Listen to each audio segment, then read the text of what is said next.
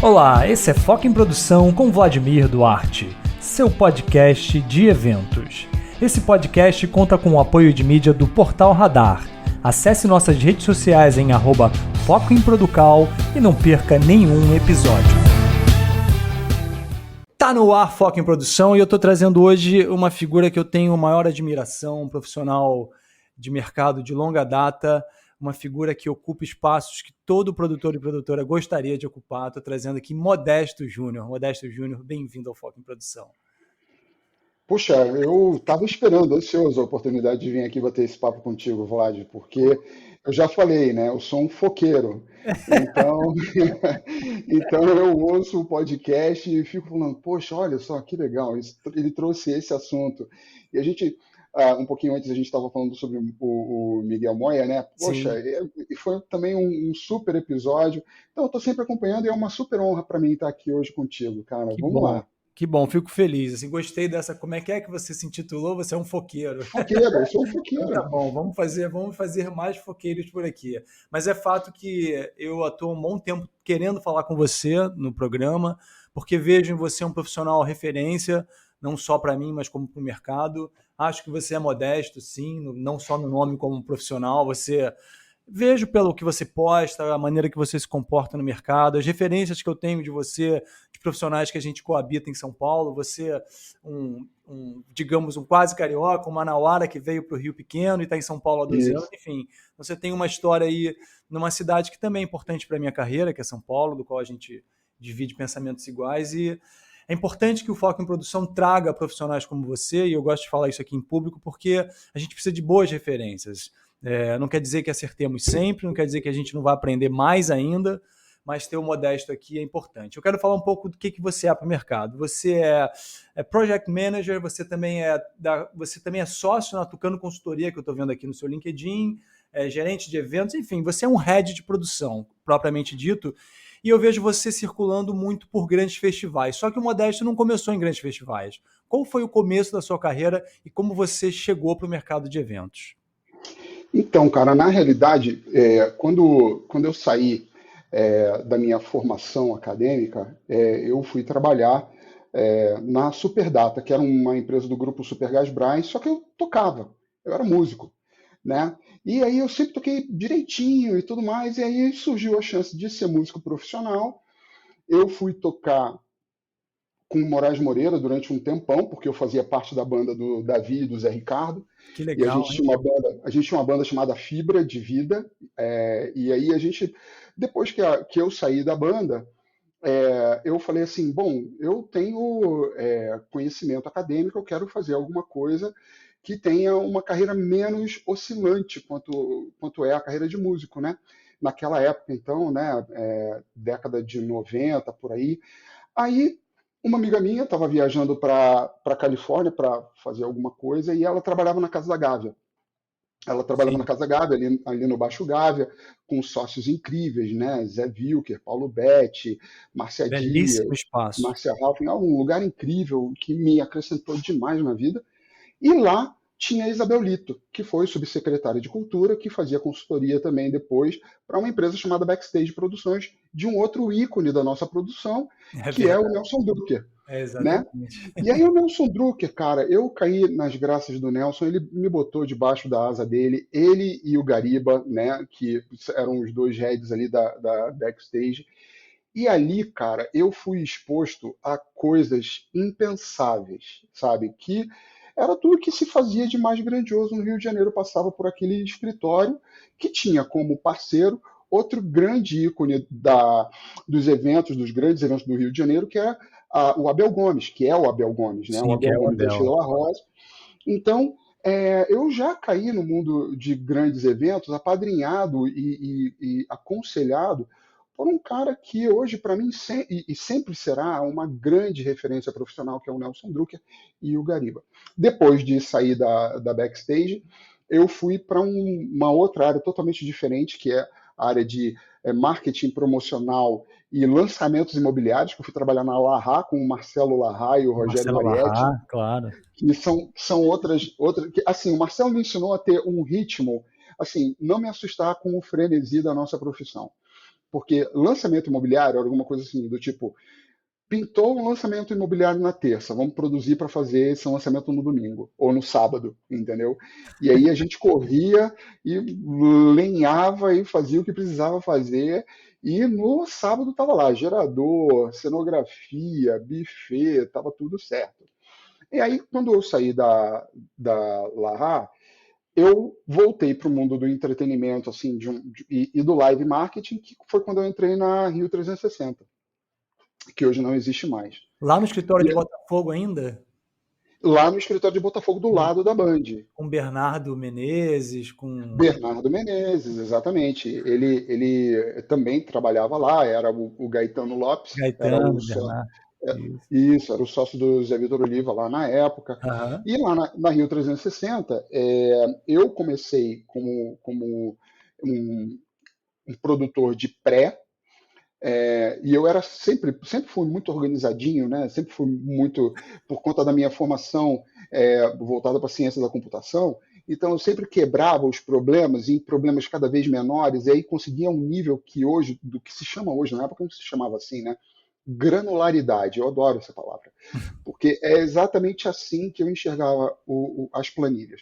Aí fui evoluindo, passei a produzir, depois fui gerente de negócios, gerente de projetos, e assim foi sucessivamente. Foi quando nessas da vida eu fui fazer um evento aqui em São Paulo, um dos Oracle Open World que a gente fazia aqui no Transamérica, conheci o amor da minha vida, me mudei para São Paulo. Me mudei para São Paulo. Assim, ó, não pensei profissionalmente, acho que era uma escolha bacana, e eu fui para a Actuel.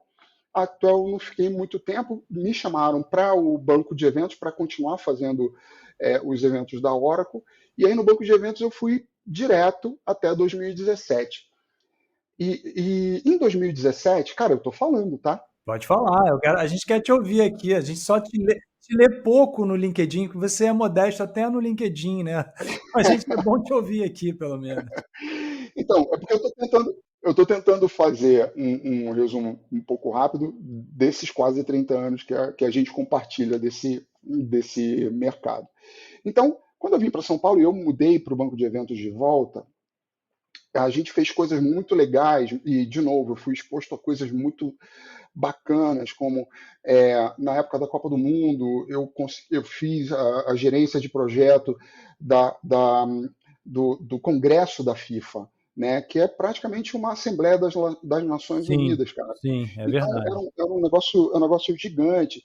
Fiz um super desfile para Louis Vuitton, que também é um marco na minha carreira, porque assim a grandiosidade de uma das maiores empresas do ramo da moda, isso também Verdade. para mim foi muito bacana. Então, eu sempre tive muita hum, ambição, não no sentido ruim, mas eu sempre tive a motivação de encontrar desafios que fossem realmente grandes o suficiente para continuar empenhando a minha adrenalina, empenhando a minha vontade de conhecimento e assim por diante. Em 2017, surgiu a possibilidade de participar de um processo seletivo para trabalhar na UBM, que na época era uma grande organizadora inglesa. Eu passei nesse processo seletivo, fui ser gerente de operações da UBM, e aí é um outro mercado, são feiras de negócio. E aí eu tive a oportunidade de liderar o time de operações para feiras importantes, como Hospitalar, a Intermodal, Só é, sucesso. Concrete Show. Então, eram feiras muito bacanas. E aí, depois, a UBM se fundiu com a Informa, eu fui trabalhar para a Informa, e aí o meu mundo, né, se expandiu ainda muito mais, porque eu fui exposto a desafios diferentes. Mas, ao mesmo tempo, trabalhar na Informa me permitiu. Eles têm uma curadoria de cursos que são oferecidos para os funcionários, que é muito bacana. Então, eu tive a possibilidade de conseguir a minha certificação SEM lá em Dallas, num processo muito bacana. Fiz a minha certificação também em profissional de eventos virtuais durante a pandemia. E Uhum. durante a pandemia, eu, logo na mudança dessa administração, né, da fusão da UBM para a Informa, eu estava muito interessado em Customer Success. que era uma disciplina super interessante, e eu consegui minha certificação também, estudei durante quase um ano, e eu consegui minha certificação em Customer Success Management, e aí vendi a ideia para a nova administração da Informa que comprou. Então eu abri a área de Customer Success na Informa, porque eu achava que tinha tudo a ver. Quando eu tive reuniões com colegas na Alemanha, eu fui exposto também a essa disciplina e foi muito legal. E aí, na Informa, a gente montou esse departamento. Esse departamento continua funcionando lá até hoje, mesmo depois da minha saída. E lá eu fiz outros cursos, que são cursos menores, mas que fazem parte dessa curadoria. Quando eu saí da Informa, 2 dias depois, pintou a chance de fazer a SP Art. E aí eu fiz a SP Art, foi muito legal, com o Fernando e o Demais, Felipe hein? Feitosa, super legal, lá na Arca, que é um espaço incrível também, né? Sim. Gerido pela linda Carol, que é uma amiga querida também. E aí da SP Art surgiu também a possibilidade de aí começar no mundo louco dos festivais, que é um mundo sensacional também. Aí veio Lollapalooza, logo depois veio Turá, Tomorrowland, aí Primavera, Lollapalooza de novo, aí já veio Turá esse ano, tem o Festival Transformers, que vai acontecer pela primeira vez aqui em São Paulo também, e, e no meio desse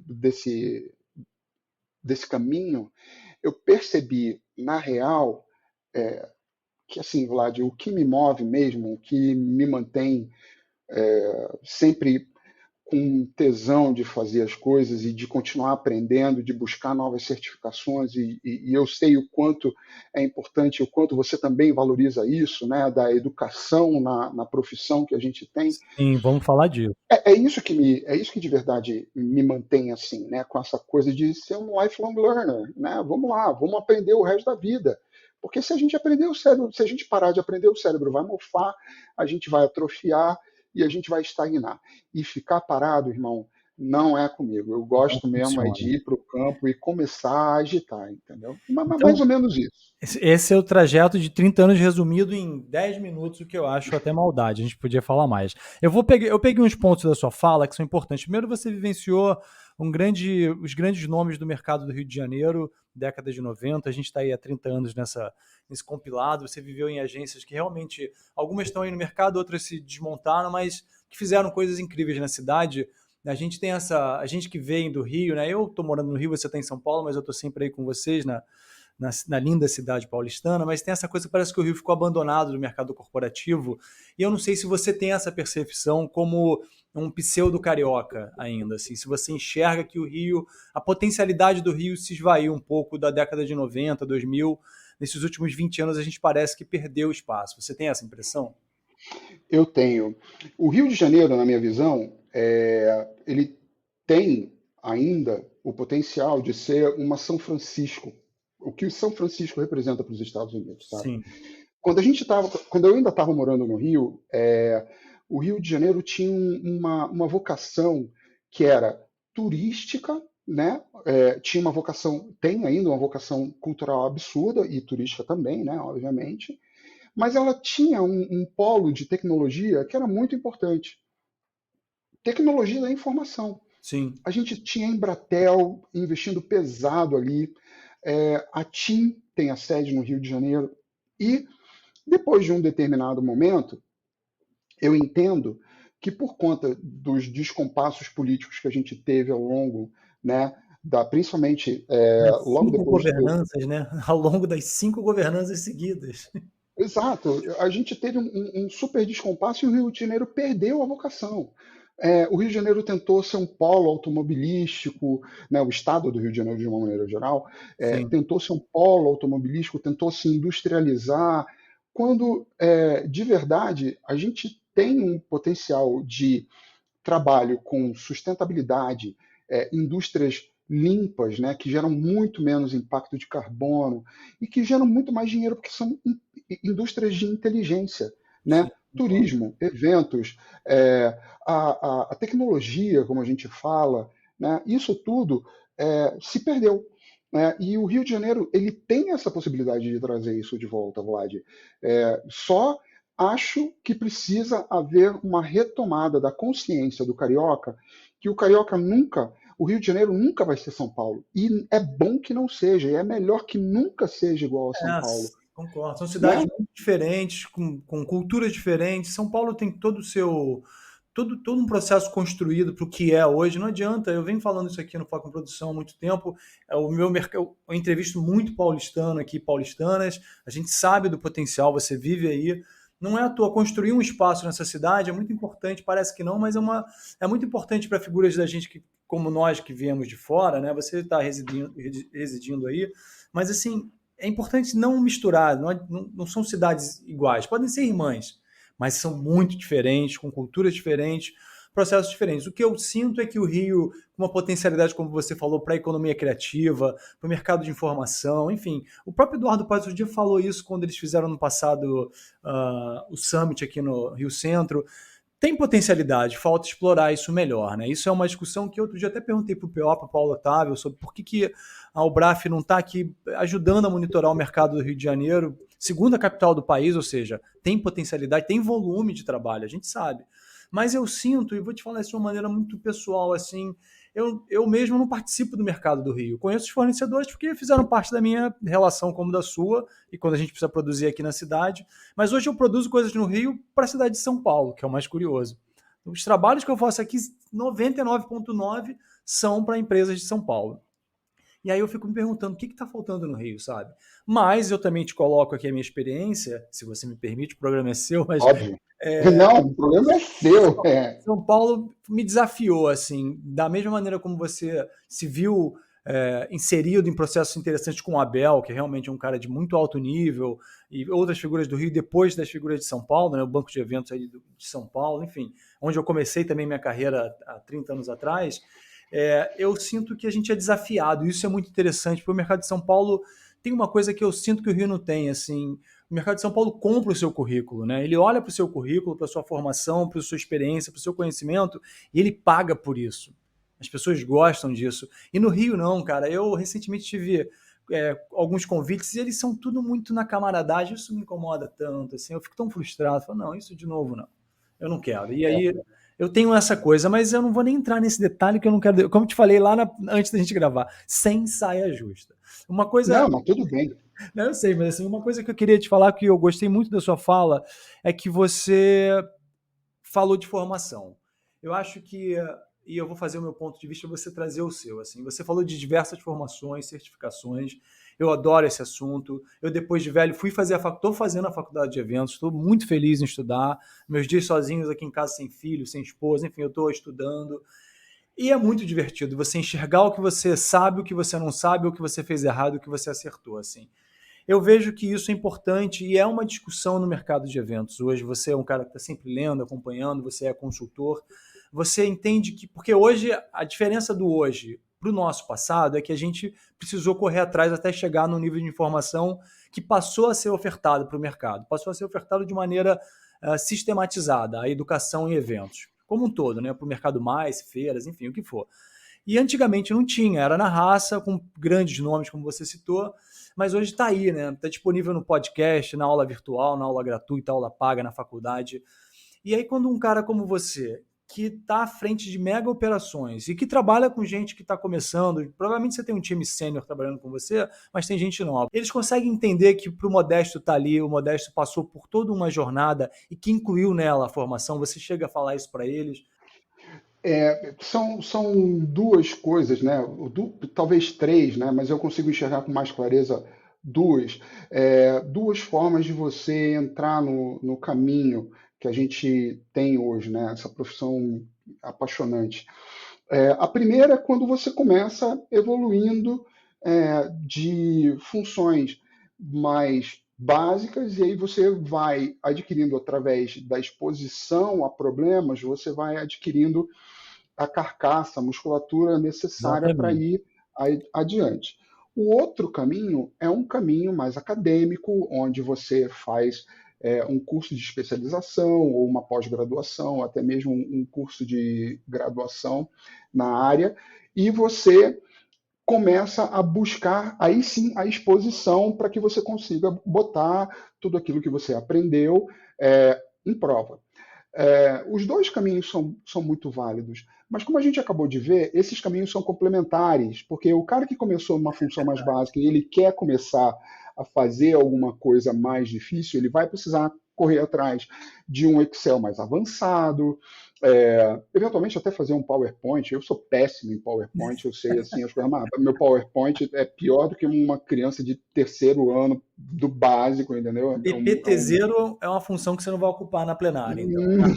Nunca, nunca na vida. Né? Exato, você vai ficar humilhado ali na plenária.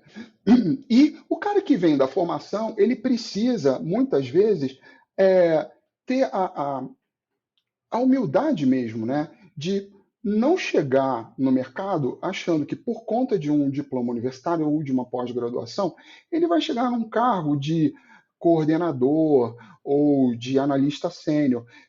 Para a exposição realmente funcionar, ele precisa ir para um cargo de produtor júnior, sabe? De olhar ali os meandres e as coisas mais básicas da produção para que ele realmente consiga olhar com a perspectiva do ensino, né, do conhecimento que ele adquiriu, como isso se aplica. E o cara que está começando ali, né, de uma maneira mais empírica, ele tem a mesma dificuldade. E quando você perguntou das pessoas que trabalham comigo, eu sempre falo, cara, tem que estudar. Primeiro, tem que ter uma outra língua, se você quiser avançar. Em São Paulo, principalmente, você tem que ter outra língua. Não tem como. Você tem que falar inglês, você tem que falar inglês básico. Se você falar em inglês muito bom, putz, isso é um super diferencial. Eu tenho dificuldades, às vezes, de encontrar produtores sêniores que falem inglês a ponto de desenrolar uma apresentação, sabe? De chegar e baixar uma planta e entender quais são os termos técnicos em inglês para aquela planta que você está desenhando. Então, tudo isso que a gente aprendeu, né, na nossa formação, eu exponho para essas pessoas. Cara, você tem que ter um conhecimento muito alicerçado, né, para que aquilo se torne uma ferramenta tão comum quanto um celular, quanto um relógio, quanto uma caneta. Aquilo ali tem que estar ali quase como se fosse uma extensão do seu corpo. E para isso acontecer, você realmente precisa gastar um tempo estudando. Não tem como. Tanto o cara que Sim, veio da claro. universidade, quanto o cara que veio da graxa, né, como a gente costuma falar, esse cara precisa, de verdade, continuar aprendendo. Porque as coisas, cara, no mundo de hoje, a gente não tem como ficar numa célula estanque, Vlad. A gente precisa olhar, quebrar paredes, olhar o horizonte além, ouvir podcasts que eventualmente não tem nada a ver com produção. No repertório, é isso? Exato. Está falando de uma coisa básica, reconstrução de repertório. O PO fala isso, Líbia fala isso. Líbia Macedo, professora, né, dá o curso lá, a certificação MICE lá no Center Norte, e que tem um assunto que você passou assim nessa sua fala agora que foi muito interessante, que é o mercado está profissionalizado de fato, né? A gente está atendendo empresas globais que têm processos globais, então você precisa estar inserido, não só falar inglês, mas inserido de fato num contexto muito mais horizontal do que era, né? A gente saiu daquele universo verticalizado, né, do produtor danado de bom, que resolve tudo, produtor ou produtora, para um negócio que trabalha em equipe, né? Se horizontaliza a gestão, de fato, para que se atinja melhores resultados ou coisas simultâneas até. E se você não está apto a isso, a receber conhecimento, ouvir outros players jogando esse jogo com você, fica difícil para caramba. Não vai dar para ser o produtor só construído ou da maneira da construção de carreira ou só o que saiu da faculdade. Tem que misturar. É uma realidade que eu entendo que tem que misturar. Eu até fico pensando, Modesta, quero a sua opinião, porque ela é importante. A gente está vivendo aí a formação de novos eventólogos, né? Que é o cara que sai da faculdade. Eu fico pensando como é que é para esse cara arrumar um emprego. Assim. Eu não sei até onde, e porque realmente não tem como saber, porque eu sou contratado pelas agências pelo currículo, né? Depois de anos, eu, você e tantos outros. Mas eu fico pensando como é que esse guri que sai da faculdade vai arrumar um emprego se as agências querem experiência também, né? é a confusão do famoso mercado de trabalho. Você se formou, beleza, você está desempregado a partir de agora. Você acha que o volume de negócio que tem no Brasil, principalmente em São Paulo, vai absorver ou não? É aquilo que eu te falei, né? Todo mundo sai da faculdade meio que padrão, né? Todo mundo sai com a mesma formação e tudo mais. Durante o curso, durante o teu período acadêmico, o meu conselho para todo mundo que está fazendo algum tipo de construção acadêmica dentro da nossa área é busque outras disciplinas que sejam gestão de pessoas, tecnologia. Busquem coisas que, quando o cara olhar o seu currículo acadêmico, cruzinho mesmo, né, aquele fresquinho, saiu do forno, ele vai entender, pô, esse cara aqui, ele fala super bem francês, ele fala super bem inglês, ele fala alemão, ele fala espanhol, ou o que quer que seja que ele vá falar. Ele sabe fazer gestão de pessoas porque ele fez um curso de gestão de crise, ou ele fez um curso de comunicação não violenta. Busca uma diferenciação, porque, de verdade, cara, é isso que você falou, o cara sai, ele vai competir com zilhões de pessoas, e vai competir com gente que volta e meia, tá trabalhando no mercado de uma maneira correlata, em fornecedores, e aí ele vai buscar uma chance por conta da rede de relacionamento deles, buscar um primeiro trabalho numa produção, numa agência, numa feira de negócios, num evento ou numa festa, o que quer que, para onde quer que a carreira dele e a vontade dele aponte. É, o mercado está olhando para o recém-formado? Tá. Está olhando por causa do custo, Vlad. O recém-formado ele tem uma atratividade muito importante. O cara tá ali contratando uma pessoa que tem uma capacitação formal para. Ele tem uma cognição suficientemente sofisticada para entender os comandos de produtores como você. Você vai chegar para esse cara, ele vai saber o que é um trainel, o que é um box truss, o que é uma moving light, o que é uma mesa de som, o que é uma volite, ele vai saber alguma coisa, né? Então, mas num custo que é um custo que é atrativo. Então, eles vão continuar absorvendo. Eu tenho toda certeza que sim. Você tem acompanhado a discussão da PL, né, da 7936, que define a profissão, a nossa profissão, né? Tá tendo lá um grupo aberto, eu até tenho, a partir do seu episódio, vou colocar lá o link do WhatsApp para quem quiser participar. Tá tendo um Pô, grupo legal. que está sendo administrado pela NPPE, você não precisa ser associado. E essa discussão, eu tenho reparado que muito da discussão para ser produtor, na discussão da lei, precisa ter uma formação, não precisa. Isso está no momento da discussão, que é a contribuição que esse coletivo, que é um coletivo aberto, nacional, está discutindo. Né?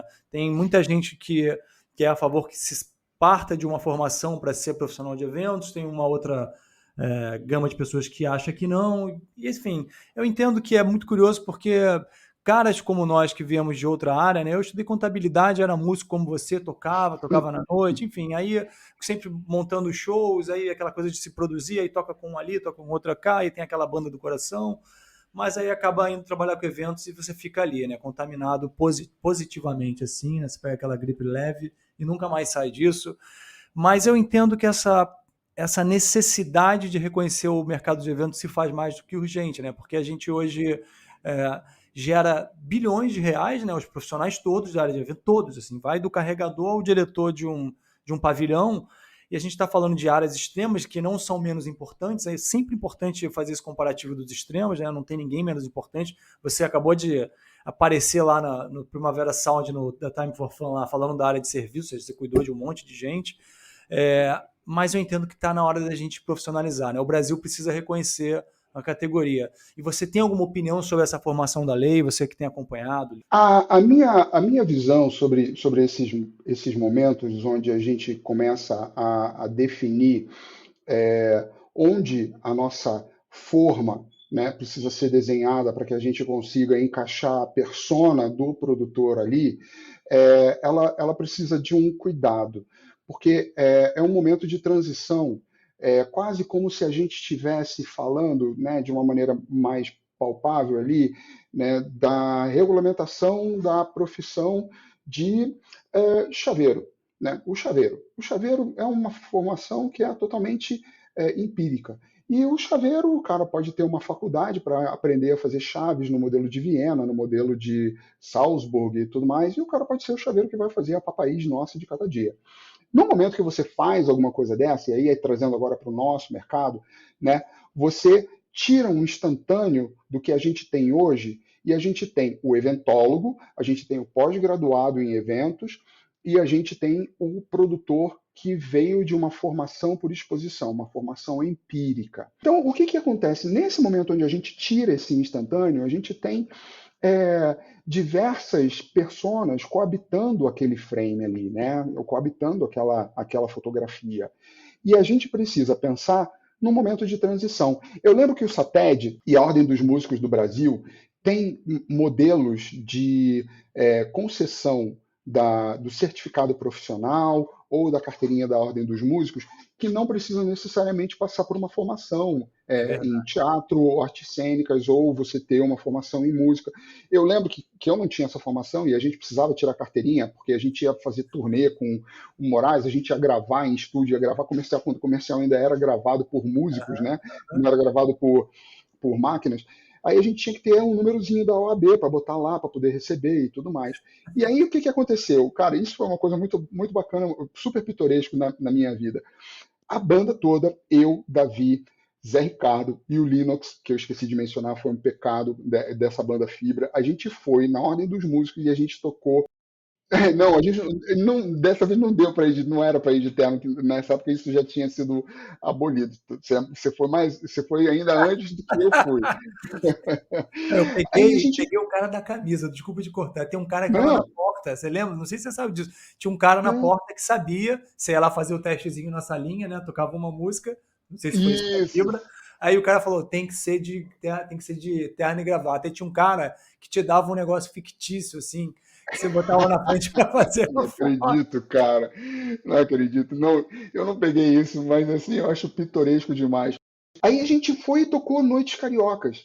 E foi ótimo, porque o examinador lá, ele ficou tão feliz que a gente foi lá tocar uma música brasileira e tudo mais, e ele deu o número pra gente e tudo mais. O que eu quero dizer com isso é que, nesse momento, o produtor que já tem uma carreira estabelecida, né, que tem anos e anos e comprovadamente participou de produções e coisas super relevantes, ele pode comprovar, na minha visão, ele pode comprovar a experiência dele e aí receber essa certificação. E o eventólogo também, a partir de um determinado momento, e aí isso precisa ser discutido, quanto tempo essa transição demoraria, é, passa-se aí sim a exigir uma formação acadêmica ou uma pós-graduação, um curso de especialização, e você começa a criar os níveis de produtor, porque não dá para a gente simplesmente virar a chavinha e esquecer que tem uma galera aí que está há décadas no mercado sem uma formação, que terminou o segundo grau e está aí com um expoente da produção, que a gente tem vários exemplos, e não são pessoas menos competentes por conta disso, são extremamente profissionais e super bem-sucedidos.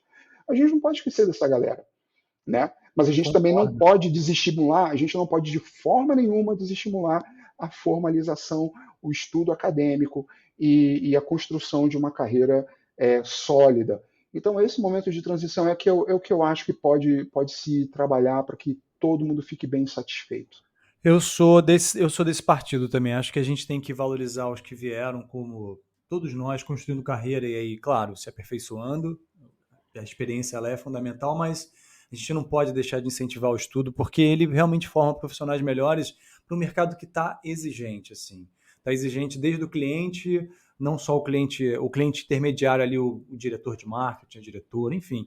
A gente precisa de fato, eu acho que qualificar o mercado, na minha opinião, é mostrar para essas pessoas que nos contratam que a gente está com a régua muito alta, sabe? Um cara que monta um show, que pensa faz um planejamento de serviços, como você vai falar aqui para a gente, enfim, tem todo um trabalho de pensamento que é óbvio, você fala muito bem. Tem gente que tem uma carreira tão longa que tem isso, tá na veia, cara. Não vai ser a faculdade que vai trazer isso para aquele grande diretor de operações, um diretor técnico. Mas é óbvio que a gente tem tanto acesso à comunicação, à informação, que tá fácil para a gurizada que às vezes está reclamando. Eu hoje compartilhei um post muito interessante, muito doído de uma ouvinte aqui do Foco, a Ana, e ela reclamando da dificuldade de se conseguir emprego, enfim, reclamando de fato de uma coisa que talvez todos nós tenhamos vivido. Eu sempre falo, não pensem que figuras de longa carreira, com algum sucesso, que a gente não passou por problemas, ou às vezes até não passa, assim, porque não fecha o job que a gente queria, ou não é da maneira que a gente quer o salário, enfim. Isso tudo acontece. Está falando do mercado livre e de um mercado onde somos autônomos, né? Você tem a Tucano, eu tenho a AW, a gente vive atendendo empresas e nem sempre é o melhor dos mundos. Não adianta a gente falar. Óbvio que a gente consegue boas coisas, mas eu acho que a gente consegue porque é uma pavimentação de jornada ou de estrada. E aí a gente consegue dialogar com o mercado num outro nível, mas isso é construção de carreira. Mas eu sinto essa dor que eu leio, que eu recebo muita mensagem, às vezes eu fico aqui me pensando o que fazer com esse conteúdo que eu recebo, e eu acho que o Foco em Produção é a melhor fuga, porque trazer figuras como você e outras tantas é falar, gente, é um processo de construção, ouçam o Modesto, ouçam o X, ouçam o Y, mas a gente de fato não pode tirar a importância do conhecimento. Então, desde o podcast, desde se ouvir um episódio com você a estudar, fazer uma certificação internacional, eu acho que isso qualifica tanto e mais do que isso abre tanto a nossa cabeça, né, cara? Para a gente falar, caramba, como a gente não sabe de tudo, né? Como eu aplicava isso, não sabia. Então tem tanta coisa que a gente faz que só estudando a gente descobre. Bom, eu queria falar de um outro movimento de mercado que eu acho que você, melhor do que ninguém, pode responder assim. Você é um autônomo de mercado, né? Tem a Tucano, não sei se você está empregado numa dessas majors, me parece que não, você está nesse vai e vem, você está balançando a cabeça aqui no vídeo. Negociação de cachê ainda é uma arte para você ou isso está ficando mais tranquilo? Assim, eu acabei de falar um pouco disso, mas como é isso para você? Assim, isso não é questão nem de valores, mas você é de valores, mas quer dizer, não precisa dizer valores, mas você entende que é uma arte e isso tem que ter paciência ou não? A gente começa hoje a poder impor um pouco do que a gente sente que vale. Olha, isso é um assunto que eu posso falar ao longo da minha carreira que nunca foi um problema para mim. Por quê?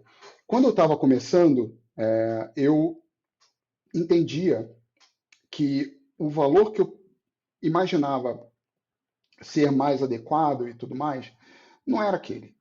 Mas eu entendia que a diferença entre o que eu estava ganhando e o que eu gostaria de ganhar, eu ia conseguir na construção de um conhecimento que estava ali para eu entender, entendeu? Para eu querer fazer, né? E se eu quiser mais, eu vou ter que me provar mais, eu vou ter que me colocar mais, eu vou ter que mostrar mais.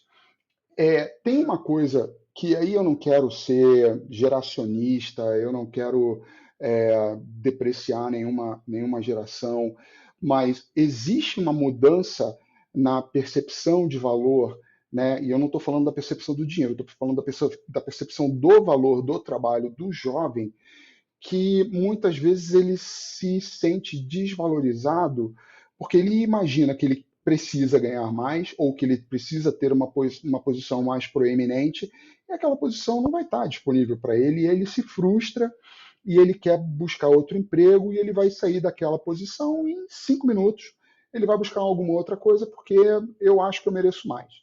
Sabe, basicamente, em linhas gerais, é isso. E assim, galera, eu vou falar do fundo do meu coração, assim, não se intitulem para coisas que de verdade vocês almejam e acham que devia acontecer ali naquele momento ou naquela hora. O que está guardado na carreira de vocês, vocês vão conquistar, ninguém vai dar.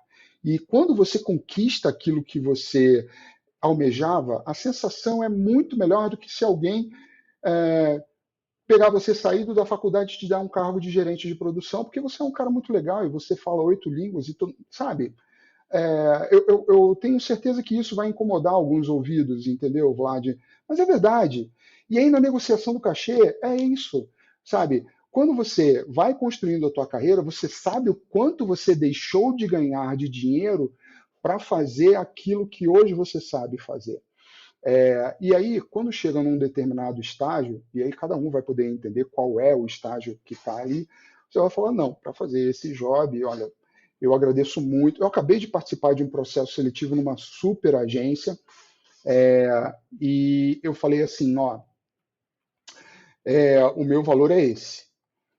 Ah, mas isso talvez, não sei e tal. Eu falei, olha, de verdade, dependendo dos bônus e dependendo das metas e dependendo do PLR ou o que quer que seja, óbvio, eu estou aberto a negociar, não tem problema. Ah, mano, mas aqui bônus não rola. Falei, então tá, então tudo bem.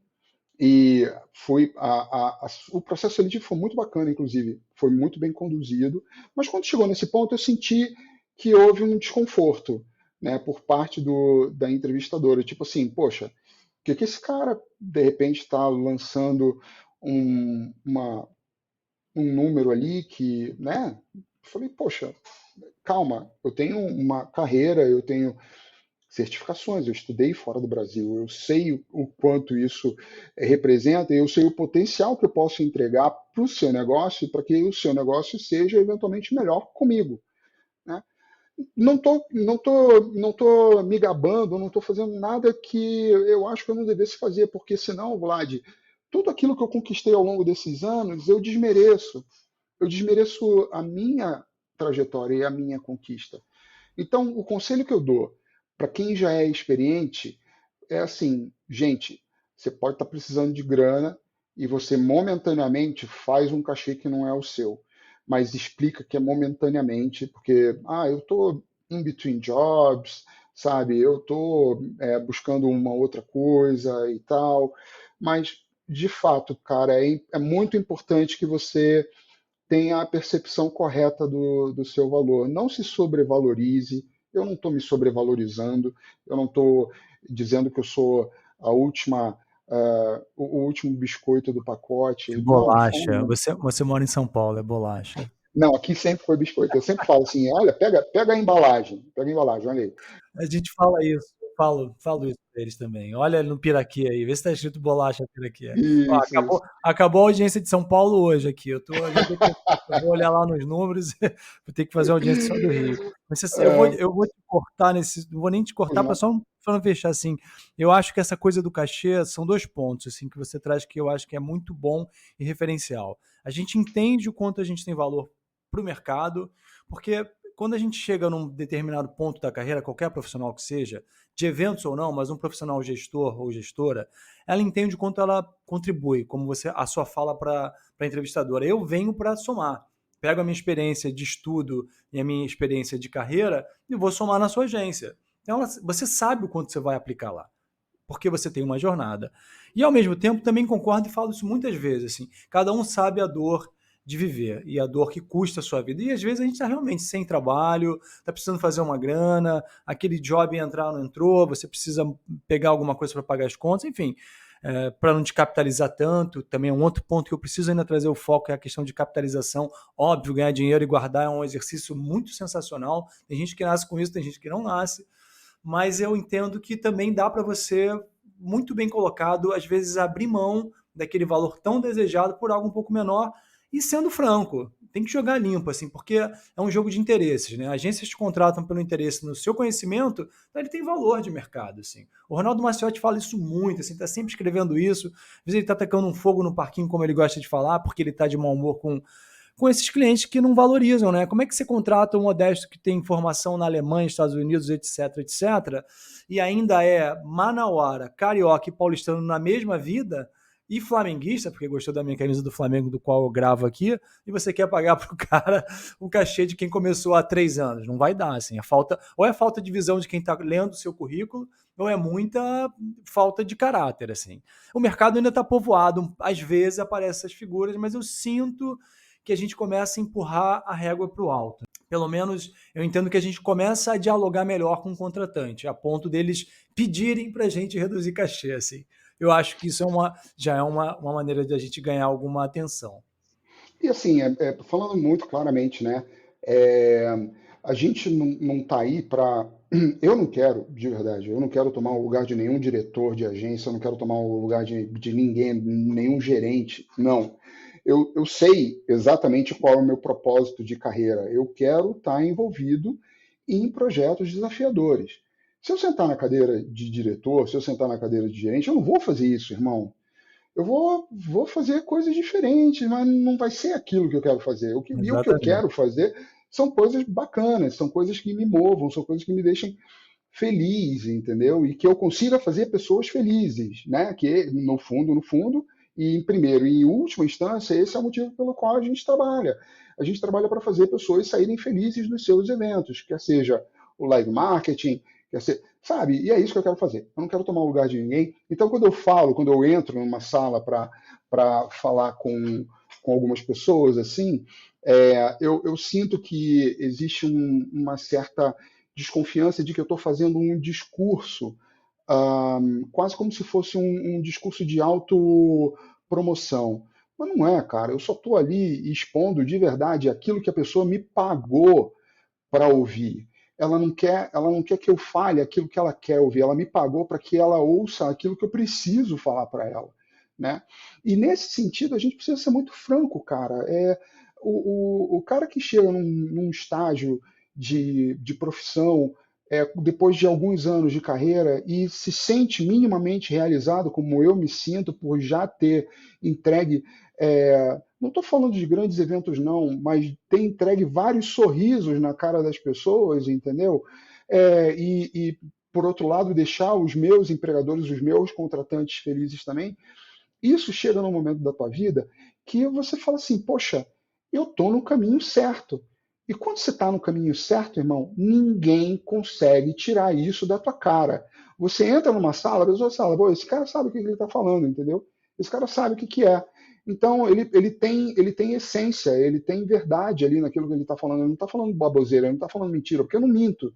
Né? Eu cometo vários sincericídios na minha vida, sabe? Porque é aquilo, eu falo aquilo que precisa ser dito ali na hora, sacou?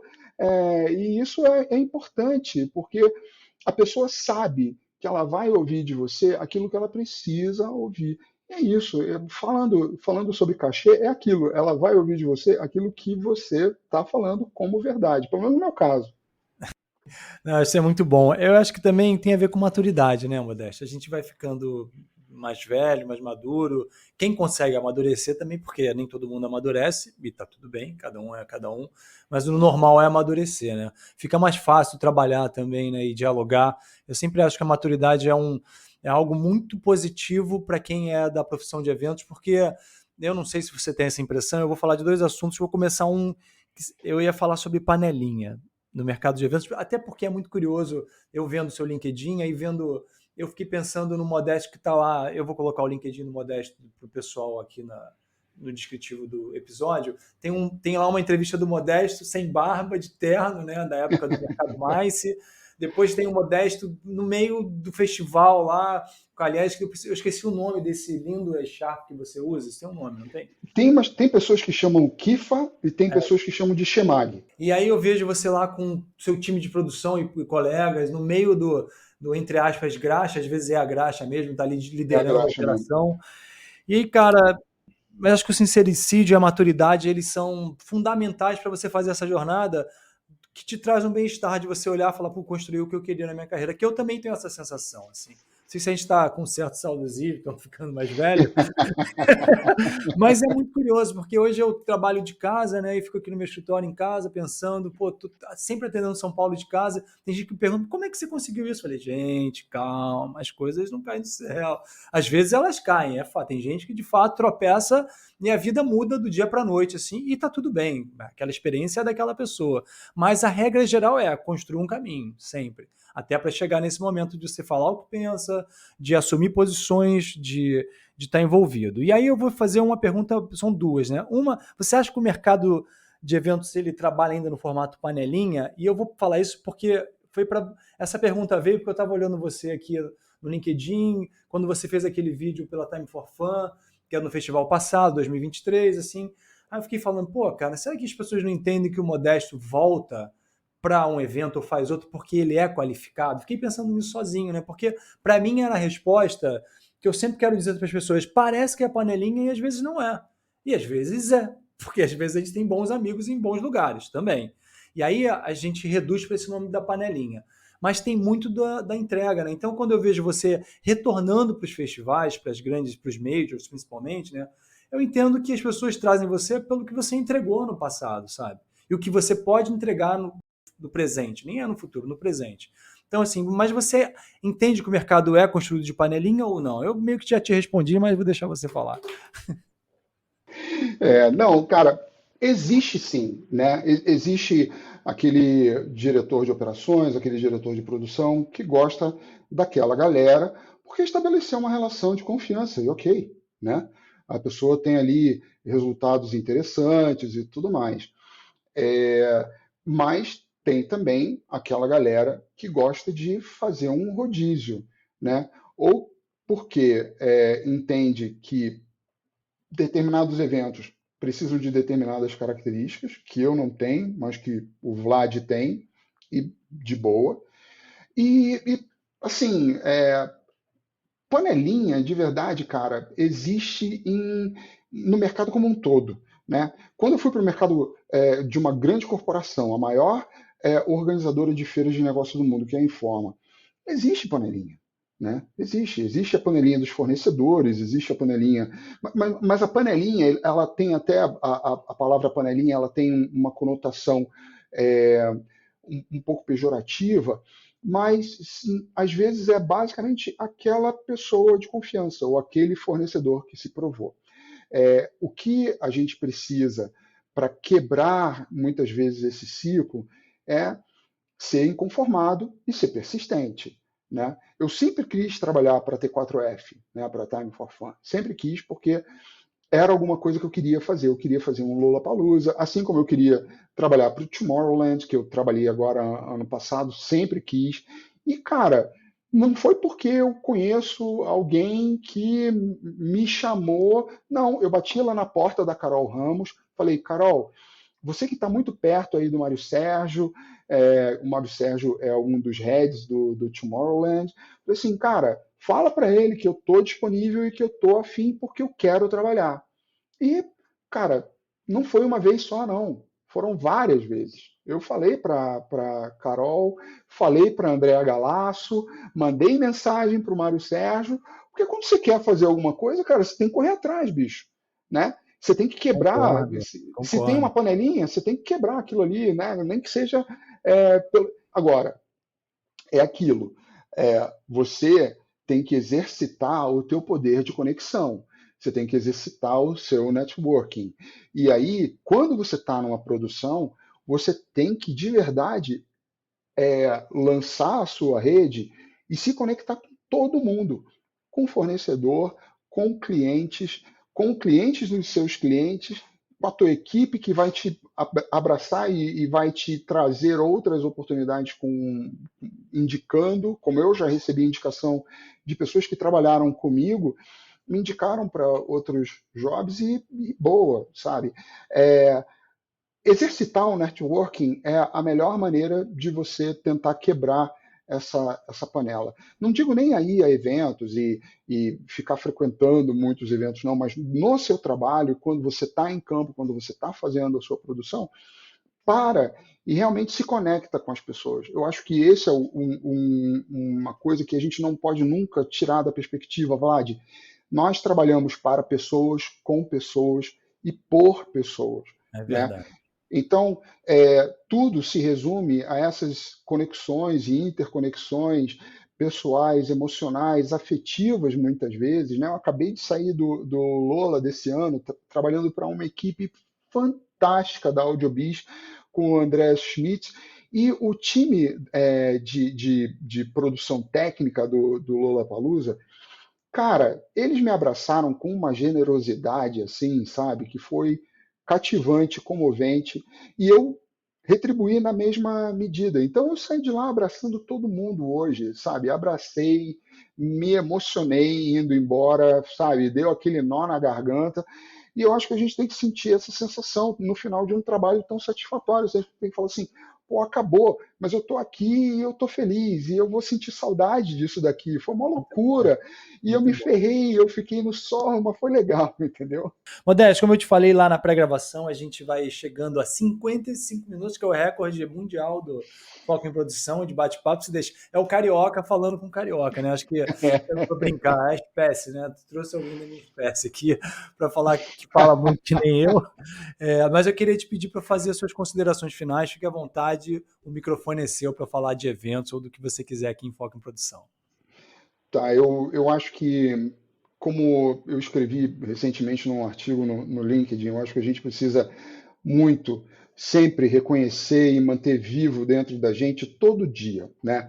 Se a gente precisar escrever isso na geladeira, no espelho do banheiro, em qualquer lugar que a gente precise, vamos sempre lembrar do propósito que move a gente, vamos sempre lembrar daquilo que faz a gente acordar de manhã e se sentir motivado para aprender, para trabalhar, para performar. Isso é uma coisa que não pode nunca escapar da gente. Para todo mundo que está começando, para quem já tem 30, 40 anos de carreira, isso é o que precisa estar muito claro. O meu propósito é fazer pessoas felizes no meu entorno. As pessoas que trabalham comigo, a minha família, as pessoas que me contratam, as pessoas para quem a gente trabalha, que é o público final, isso é super importante. E, por favor, estudem, se formem, trabalhem. A gente tem um desafio muito grande a partir de agora, né? A gente é tão bem coordenado como raça que a gente foi muito bem sucedido em destruir o planeta. E as consequências disso são exatamente isso que o Vlad acabou de falar ainda agora, é o Festival da Lama. Mas por que o Festival da Lama? Porque são condições climáticas extremas. A gente vai precisar repensar a maneira como a gente trabalha, a maneira como a gente faz festival. De repente o festival vai ser às 4 da tarde, não vai ser mais meio-dia, porque ninguém aguenta mais o sol, né? Então, por favor, estudem, porque o mundo está se transformando, quer a gente queira, quer não. Não só na tecnologia, mas naquilo que a gente pisa, naquilo que a gente respira, naquilo que a gente consome. E, de novo, eu quero muito agradecer ao Vlad pela oportunidade de me trazer aqui, porque ele é um cara que eu admiro, ele é a voz dessa profissão para muita gente. Então, Vlad, acima de tudo, amigo, muito obrigado. Eu quero que a gente volte a conversar mesmo offline, porque trocar essa ideia aqui foi absolutamente fantástico para mim. E, assim, irmão, permaneça com essa ideia, não desanima, porque, cara, ouvir você aqui com os seus convidados é uma das coisas que traz para mim um alento de saber que existe inteligência pensando em todo mundo para que a gente possa chegar num momento profissional melhor. Obrigado, eu queria agradecer a todos que estão ouvindo a gente, queria que vocês voltassem para um próximo episódio. E este foi Foco em Produção, seu podcast de eventos. Esse podcast conta com o apoio de mídia do portal Radar. Acesse nossas redes sociais em @focoemproducal e não perca nenhum episódio.